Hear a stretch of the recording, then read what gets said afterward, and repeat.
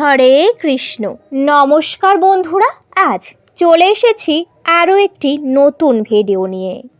মহাশিবরাত্রির দিনে ভুলেও কাউকে দেবেন না এই তিনটি জিনিস, না হলে পড়তে পারেন চরম বিপদে। আসুন বন্ধুরা, জেনে নিই সেই তিনটি জিনিস কি, যা একেবারেই কাউকে দেওয়া উচিত হবে না। তার আগে বলি বন্ধুরা, আপনাদের কাছে একটি ছোট্ট অনুরোধ, আপনারা আমার চ্যানেলে নতুন হলে অবশ্যই চ্যানেলটিকে সাবস্ক্রাইব করে আমার পাশে থাকবেন। সামনেই আসতে চলেছে মহাশিবরাত্রি, আর মাত্র কয়েকটা দিন বাকি। বাঙালির কাছে অত্যন্তই গুরুত্বপূর্ণ একটি দিন। প্রত্যেক বাঙালি বা হিন্দুরা অবশ্যই অপেক্ষা করে থাকেন এই শিবরাত্রির জন্য। তার কারণ হলো এই শিবরাত্রি অত্যন্তই পবিত্র একটি দিন।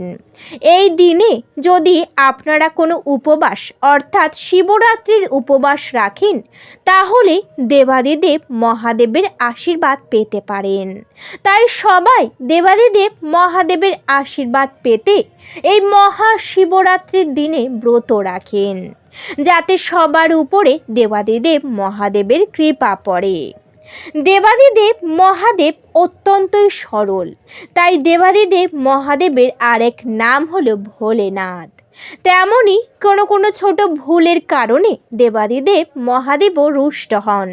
ঠিক তেমনই এই তিনটি জিনিস যদি কাউকে দেন এই মহাশিবরাত্রির দিন, তাহলে কিন্তু অবশ্যই মহাদেব অনেক রুষ্ট হবেন। কি সেই তিনটি জিনিস যা একেবারেই দেওয়া উচিত নয়, চলুন জেনে নিই। প্রথম যে জিনিসটি একেবারেই কাউকে দেবেন না, তা হলো বন্ধুরা সিঁদুর। হ্যাঁ বন্ধুরা, একেবারেই ঠিকই শুনেছেন। বন্ধুরা, সিঁদুর হলো ভালোবাসার প্রতীক এবং হিন্দু ধর্মের সবচেয়ে মূল্যবান জিনিস হলো সিঁদুর। আপনারা এই মহাশিবরাত্রির দিনে ভুল করেও কাউকে সিঁদুর দেবেন না। তার কারণ হলো এই মহাশিবরাত্রির দিনে দেবাদিদেব মহাদেবের সঙ্গে মাতা পার্বতীর বিবাহ হয়েছিল। সেই কারণে নিজের ব্যবহার করা সিঁদুর একেবারেই কাউকে দেওয়া উচিত হবে না। আপনারা নানান জিনিস দান করতে পারেন, কিন্তু সিঁদুর সর্বদাই নিজের কাছে যত্ন সহকারে রাখবেন। তার সাথে সাথেই সিঁদুর একেবারেই কাউকে দেবেন না। নিজের ব্যবহার সিঁদুর যদি কেউ এসে চায়, আপনারা কিন্তু অবশ্যই বারণ করে দেবেন। আপনারা বলবেন আপনারা দিতে পারবেন না।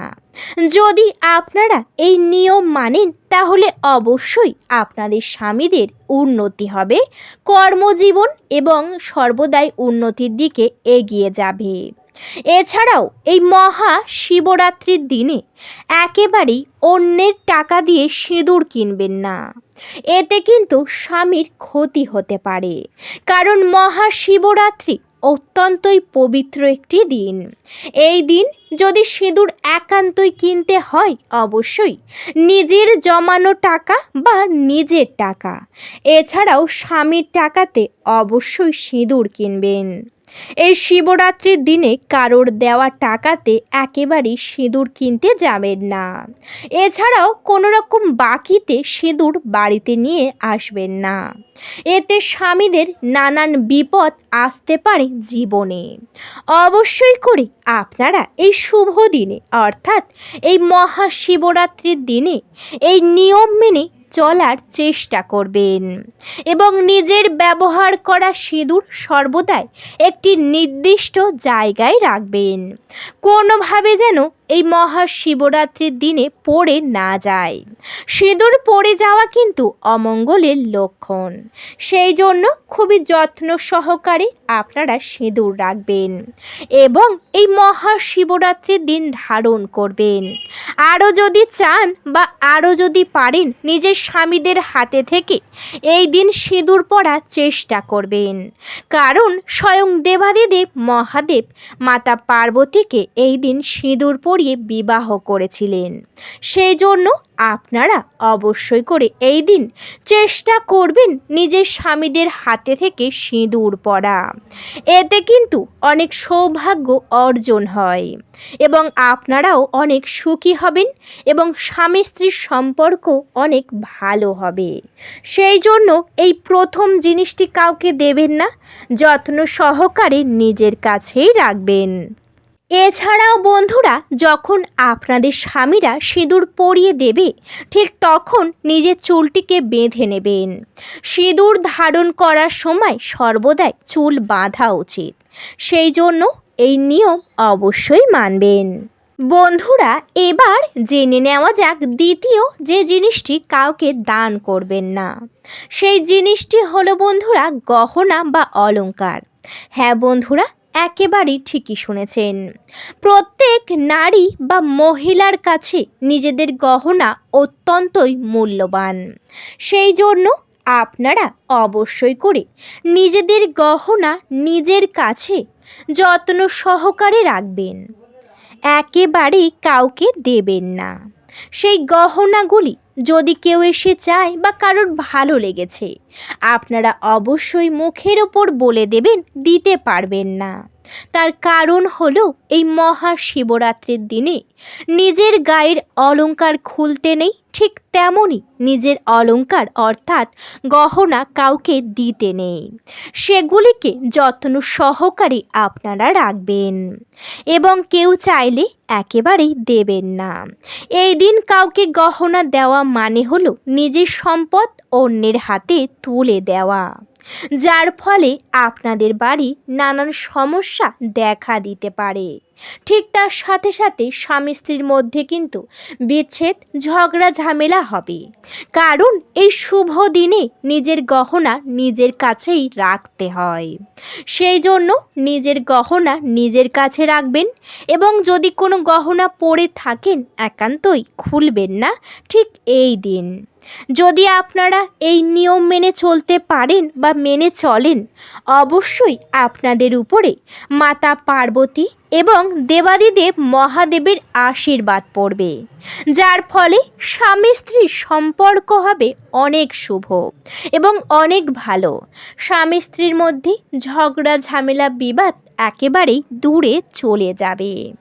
বন্ধুরা, এবার জেনে নেওয়া যাক তৃতীয়। বলা হয়েছে এই দিন অর্থাৎ এই শুভ দিনে মহাশিবরাত্রির দিনে নিজের বাড়ির ঝাড়ু, যেটাকে বলা হয় ঝাঁটা, একেবারেই কাউকে দেওয়া উচিত নয়। নিজের বাড়ির ঝাঁটা বা ঝাড়ু যদি এই মহাশিবরাত্রির দিনে কাউকে দেন, তাহলে আপনাদের বাড়িতে কিন্তু অভাব দেখা দেবে। কারণ ঝাঁটাতেই কিন্তু সর্বদাই বাড়িতেই রাখতে হয়। নিজেদের ঝাঁটা একটি নির্দিষ্ট জায়গায় বাড়ির মধ্যেই রাখবেন। যদি কেউ এসে একান্তই বলে যে খুব দরকার ঝাঁটাটি লাগবে, আপনারা কিন্তু দেবেন না। হয়তো সেই ব্যক্তির ভালো হবে, কিন্তু এর ফলে আপনাদের কিন্তু নানান বিপদ হতে পারে। আপনাদের স্বামীদের কর্মজীবনে বাধা আসতে পারে এবং বাড়িতে আর্থিক সমস্যাও দেখা দিতে পারে। ঝাঁটা সর্বদাই নিজের বাড়িতে রাখতে হয়, তাও আবার এই মহাশিবরাত্রির দিনে একেবারেই হাতছাড়া করা চলবে না। এই নিয়ম অবশ্যই মানবেন। বন্ধুরা, যে তিনটি জিনিস আমি কাউকে দিতে বারণ করেছি, আপনারা একেবারেই দেবেন না, তবেই কিন্তু আপনাদের উপরে দেবাদিদেব মহাদেবের আশীর্বাদ পড়বে। আর যদি একান্তই বিশ্বাস না করে অবিশ্বাস মনে আপনারা দিয়ে দেন বা ভাবেন যা হবে দেখা যাবে, এমনটা ভেবে যদি দিয়ে দেন, তাহলে এখন না হলেও দুদিন পরে আপনাদের নানান বিপদের সম্মুখীন হতে হবে।